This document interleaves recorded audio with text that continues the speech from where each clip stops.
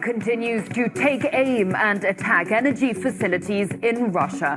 That's despite Zelensky claiming he supports the ceasefire brokered by the US to stop such attacks. Officials from Moscow and Washington met in Riyadh once more this week to talk, among other things, peace in Ukraine. But Russia warns there is no legitimate leader in Kiev to sign any deal with. These neo-Nazi formations, such as Azov and others, are effectively beginning to govern the country. The question arises, how do we negotiate with them? And a declaration of war against sovereignty. That's how a South African political party has labelled Washington's tapping of a conservative. There's a simple For its ambassador to Pretoria. He's doing it to provoke South Africa, but also to assert his authority, that he wants to see if the South African government is going to back down and do all the things that he has demanded.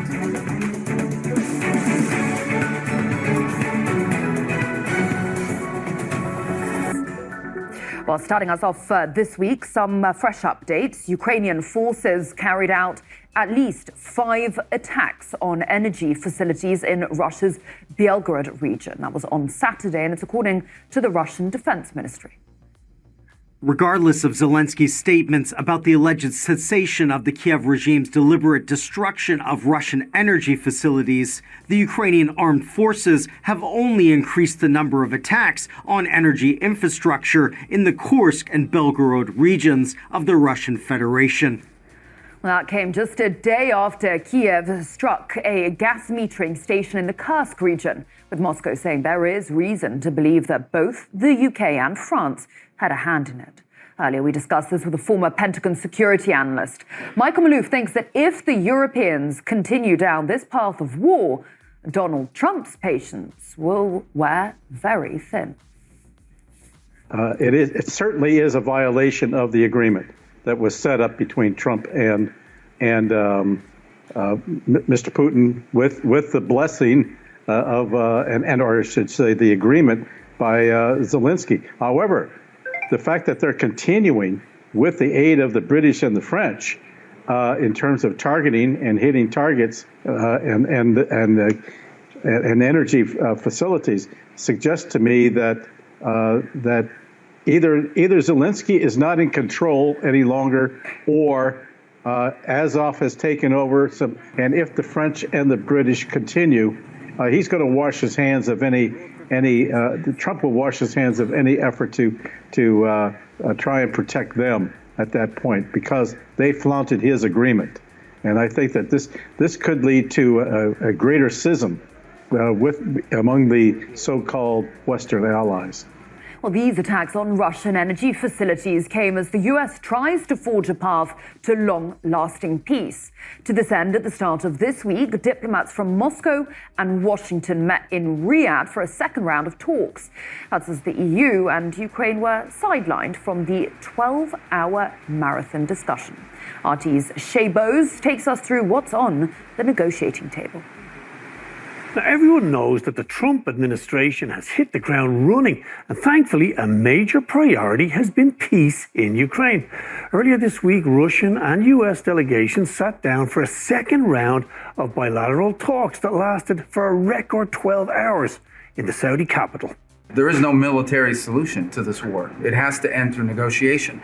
And there's only one leader in the world that's capable of bringing two sides to a table, and that's our president, the president of the United States, President Trump. And it seems that these marathon talks weren't in vain, with the US and Russia agreeing a 30-day energy facility ceasefire and to reboot the Black Sea deal that broke down in July 2023. The talks included sanctions relief to allow Russia to get back to exporting agricultural goods through the Black Sea. But one thing was abundantly clear. Moscow believes that it's up to the US to make Kiev comply.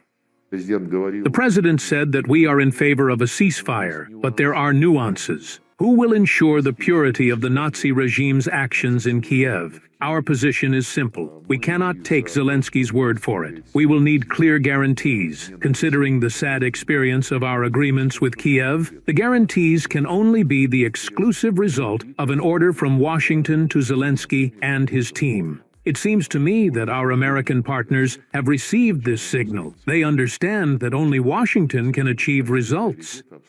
And of course, Russia's once bitten, twice shy position is understandable, with Kiev consistently breaking its own promises to the Kremlin. From Minsk to Istanbul, they've been let down. And the Russian view is that only the US can pressure Zelensky into holding up his part of the deal. But let's face it, it's not really just up to Zelensky now that he's shifting to the EU payroll. And as Kiev breaks down on its own energy ceasefire several times in days, the Russians know exactly who's pulling the strings.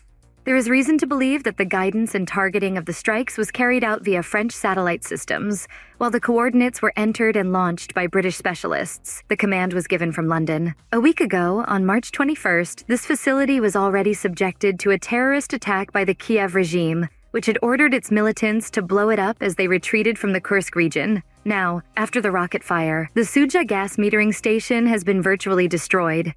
And the dogs in the street know that the Europeans are trying to keep the fires burning in Ukraine. Macron and Starmer's coalition of the willing seems completely unwilling to let peace take hold, with promises of boots on the ground one day being dismissed the next. One thing is absolutely certain. The Russians will not accept NATO forces in Ukraine. But the Kremlin has some ideas of its own when it comes to peacekeeping initiatives. In principle, under the auspices of the UN, with the participation of the United States, European countries, and of course our partners and friends, it is possible to discuss the potential introduction of temporary governance in Ukraine. For what purpose? To conduct democratic elections and bring to power a capable government that enjoys the trust of the people, and then to begin negotiations. To start talks on a peace agreement and sign legitimate documents that will be recognized worldwide and become reliable and sustainable.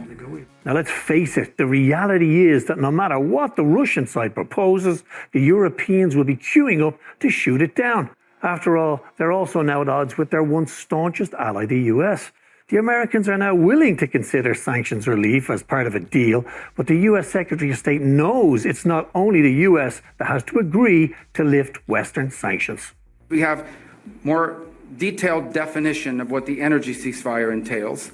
And the second is the principle, concept of a Black Sea ceasefire. Obviously, after our meeting, as part of their release, the Russians detailed a number of conditions that they want to see met in order to do that. So we're going to evaluate that. Some of those conditions include sanctions that are not ours. They belong to the European Union. So we're going to be gathering and sort of when our folks get back, sitting down, going through the proposals, getting their impressions of the conversations so we can more fully understand what the Russian position is or what their ask is in exchange. We have unanimously agreed that the time for lifting sanctions has not come. We will continue exerting sanctions until a peace agreement is signed. Now is not the time for lifting of sanctions. Quite the contrary, what we discussed is how we can increase sanctions to support the US initiative to bring Russia to the table through further pressure from this group of countries. Stopping sanctions would be a serious mistake. The sanctions must be sustained and developed further. Europe and the United States must take a clear stand on this together so that we can use this opportunity to support Ukraine. So it now seems obvious that it's the Europeans and their Ukrainian allies that want to keep the war going at any cost. Whether that cost is self-harming sanctions or falling out with the US, it seems there's no price too high once the big bad Russia fantasy is kept alive. And as the US and Russia forge ahead with a new relationship, it looks like it's going to be the EU and Kiev that'll be left behind watching from the sidelines and counting the cost. Former U.S. Marine Corps intelligence officer Scott Ritter says this energy truce is a test of just how much sway Washington actually has over Kiev.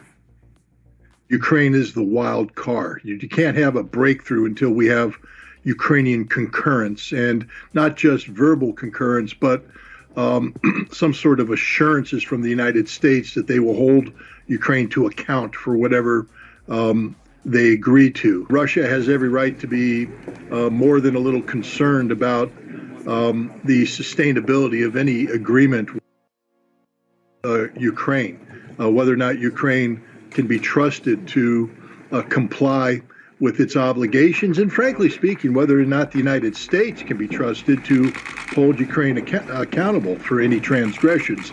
There's a long road ahead, but what's been done here with the Black Sea Grain Initiative and the energy ceasefire, these are very important confidence-building measures that, if they can be successfully implemented, I believe will take us to that next level.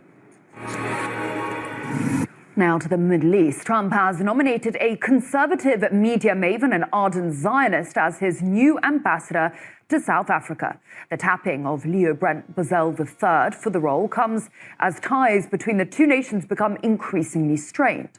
The Economic Freedom Fighters Party has blasted the move as an infringement upon Pretoria's sovereignty.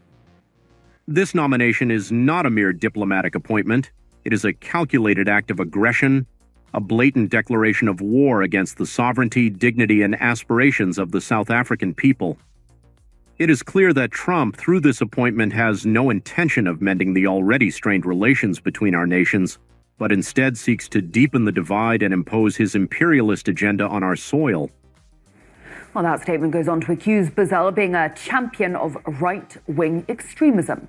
His nomination comes on the heels of Trump's recent decision to freeze aid to South Africa and expel the nation's ambassador from America's shores. Well, just to remind you, Pretoria has, of course, been a staunch defender of the people of Gaza. In 2023, it brought Israel's actions in the enclave to the attention of the International Court of Justice, filing a case that accused the IDF of committing genocide against the Palestinian people. It also highlighted Israel's 75-year apartheid and 16-year blockade of the region. South African EFF party commissar says Trump is throwing down the gauntlet to her homeland. He's doing it to provoke South Africa, but also to assert his authority, that he wants to see if the South African government is going to back down and do all the things that he has demanded to South African government to do. He's checking that if we'll continue to rename the street in Sandton Drive, where the consul office of U.S. Embassy is at in Sandton Drive. So he's using this to weigh his powers that he wants to exert over South Africa, and to check if Cyril Ramaphosa, the president of South Africa, is going to back down from this fight, and is also going to withdraw the case at ICJ, the case that South Africa took to ICJ against Israel. So is a power struggle. He wants to assert his authority, but also he wants to use the new ambassador, Mr. Bozell, to come to our soil and use the platform given to him as an ambassador to undermine the stance of South Africa when it comes to genocidal Israel, but also to undermine our sovereignty and really provoke us, because we know the U.S. wants to interfere in domestic affairs of South Africa by rescinding laws, by demanding that President Ramaphosa rescinds laws that have already been passed and signed into law in South Africa. That's what it is. It's a power struggle, and for America to assert its authority on our soil, and we must refuse it, and we reject it as the economic freedom fighters.